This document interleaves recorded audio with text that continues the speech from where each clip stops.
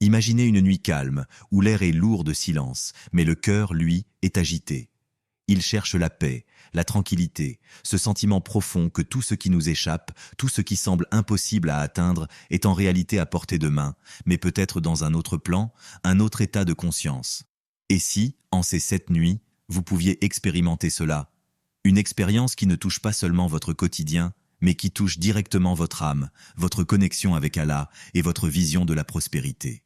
Allah, dans sa sagesse infinie, nous a révélé les clés du bonheur et de la réussite non seulement dans ce monde, mais aussi dans l'au-delà. Vous êtes-vous déjà demandé pourquoi certaines personnes semblent être bénies avec une richesse infinie, non seulement matérielle, mais aussi spirituelle, alors que d'autres luttent sans cesse, dans une quête sans fin, à la recherche de quelque chose qu'elles ne trouvent jamais? Ne croyez-vous pas que la prospérité véritable va bien au-delà de ce que l'œil humain peut percevoir?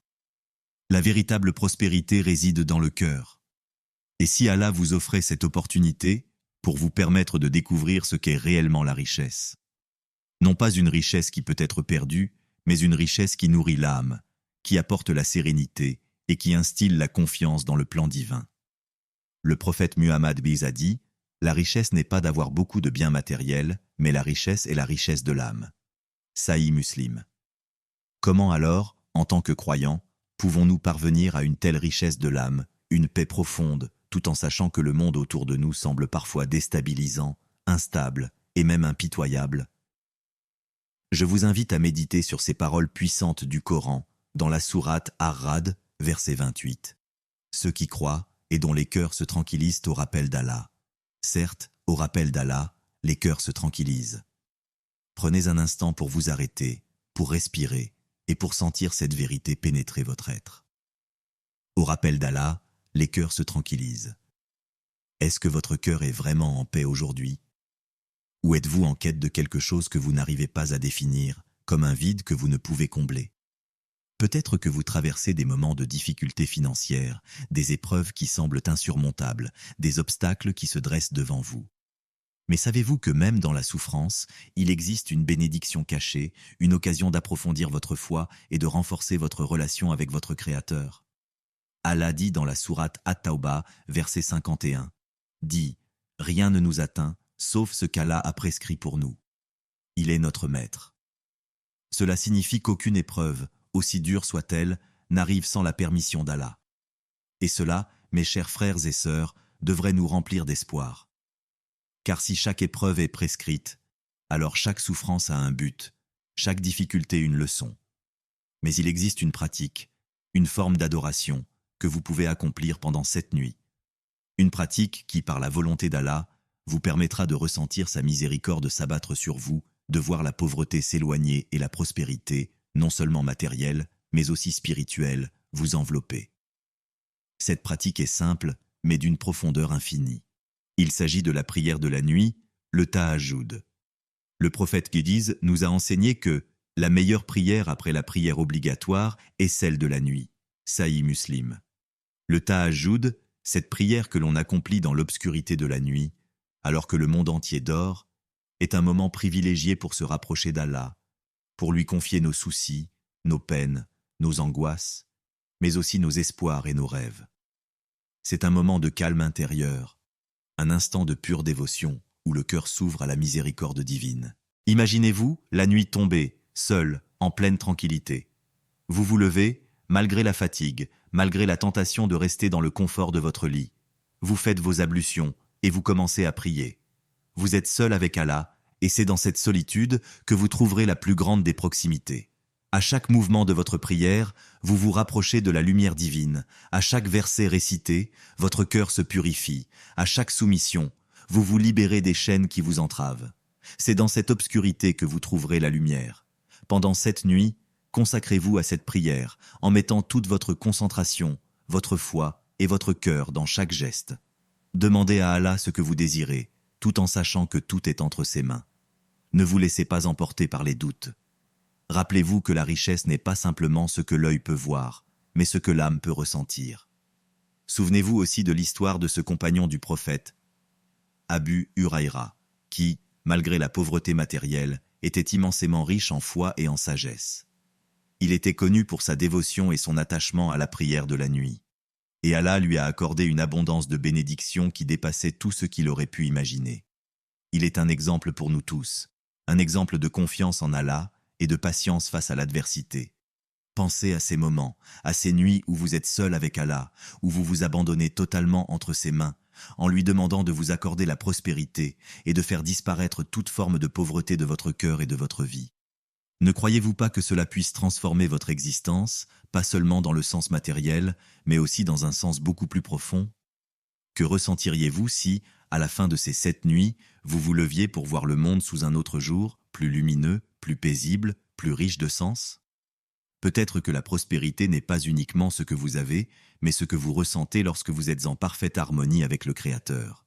Alors, je vous pose cette question, chère âme. Êtes-vous prêt à vivre ces 7 nuits de transformation spirituelle, à vous éveiller à une réalité plus vaste et plus profonde? À reconnaître que la richesse ne réside pas dans l'accumulation de biens matériels, mais dans la quiétude de l'âme, dans la soumission totale à Allah et dans la reconnaissance de ses bénédictions infinies?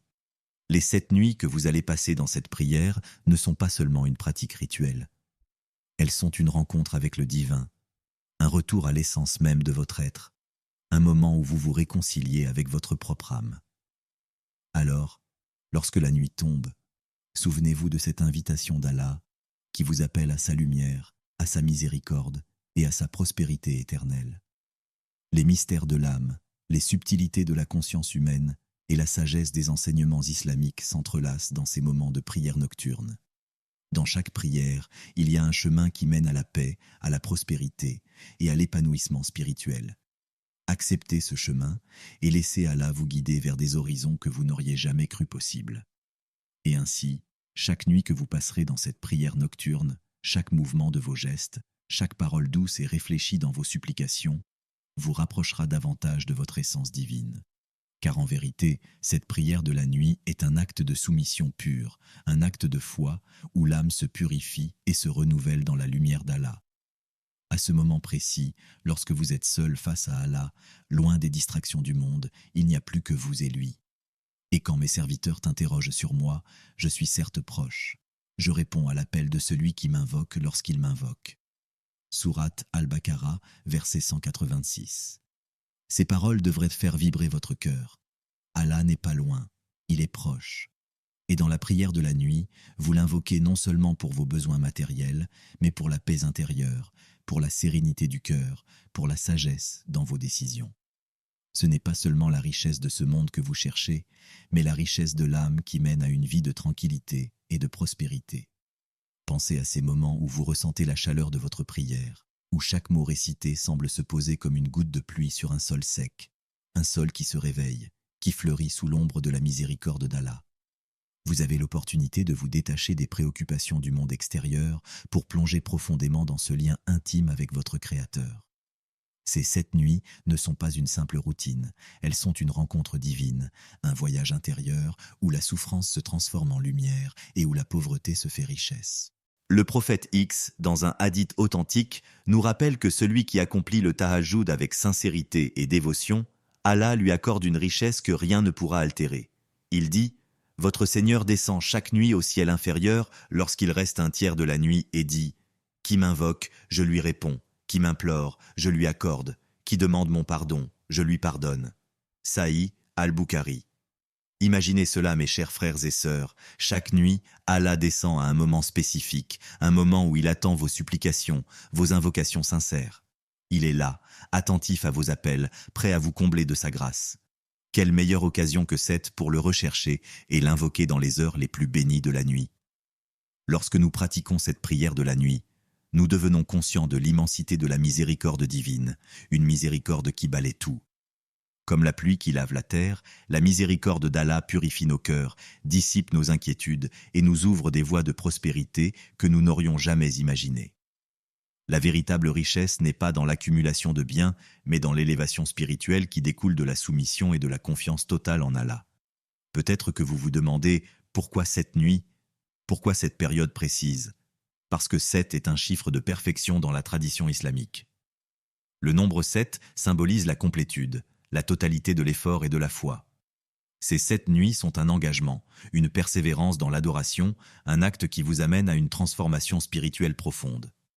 En accomplissant ces 7 nuits, vous renforcez non seulement votre foi, mais vous ouvrez également votre cœur à la guidance divine.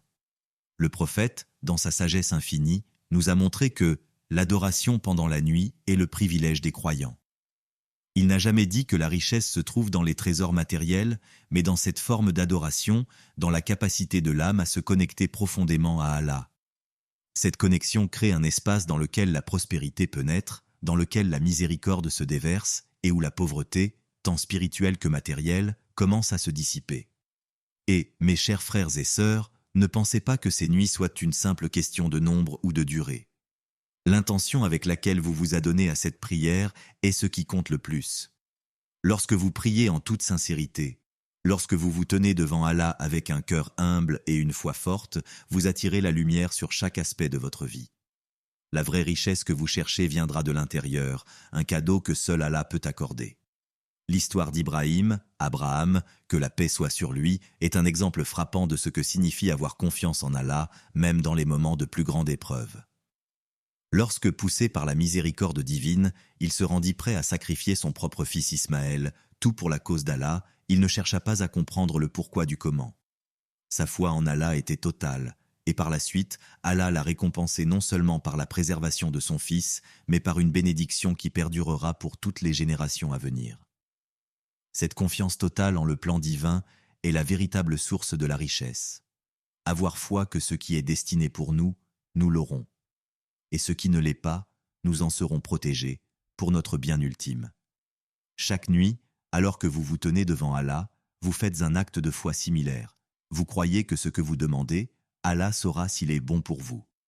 Il peut répondre à vos supplications, ou bien il peut vous épargner ce que vous désirez, parce que ce qui est meilleur pour vous est encore plus grand que ce que vous pouvez imaginer. Le prophète Is nous rappelle également que la richesse véritable n'est pas ce que nous possédons, mais ce que nous sommes. En devenant plus proches d'Allah, nous devenons plus riches dans notre cœur, plus riches en sagesse, plus riches en patience et en gratitude. Ces 7 nuits de prière sont une invitation à réévaluer ce qui compte vraiment dans la vie. Ne laissez pas la quête incessante de biens matériels vous éloigner de ce qui est véritablement essentiel, la connexion avec Allah. Chaque mouvement dans la prière, chaque mot du Coran que vous récitez pendant ces nuits doit être rempli de sincérité et de dévotion.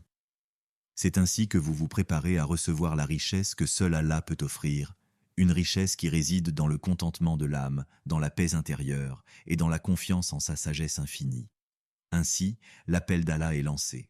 Sa miséricorde est présente, à portée de main. Acceptez cette invitation. Faites de ces 7 nuits des nuits de transformation. Laissez-les changer votre cœur, purifier votre âme et ouvrir les portes de la prospérité véritable, une prospérité qui transcende ce monde et vous prépare pour l'éternité. En continuant ce chemin de foi, chaque prière de la nuit devient une étape vers une transformation intérieure. Imaginez la profondeur de votre relation avec Allah à chaque mouvement de votre prière, à chaque mot de votre invocation. Vous êtes dans un espace intime où seul Allah vous entend. Ne savez-vous pas qu'Allah est proche de ses serviteurs? Sourate Al-Baqarah, verset 186. Dans cette proximité divine, vous ne faites pas simplement une prière, vous vous offrez entièrement à lui, vous lui permettez d'entrer dans les recoins les plus profonds de votre cœur. Cette proximité, mes chers frères et sœurs, c'est ce qui génère la véritable prospérité. Pas celle que l'on peut compter en pièces de monnaie ou en biens matériels, mais une prospérité d'âme, une paix durable, une sagesse profonde qui guide chaque aspect de votre vie. Prenez un instant pour réfléchir. Est-ce que vous vous êtes déjà totalement abandonné dans la prière?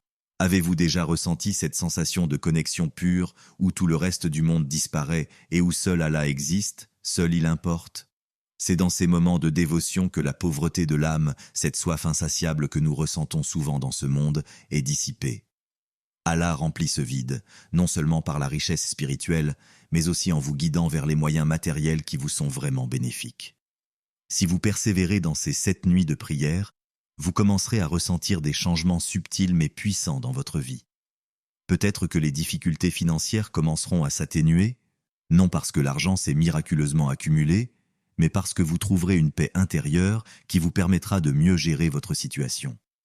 La prospérité ne réside pas dans ce que vous avez, mais dans la manière dont vous vous approchez de ce que vous avez.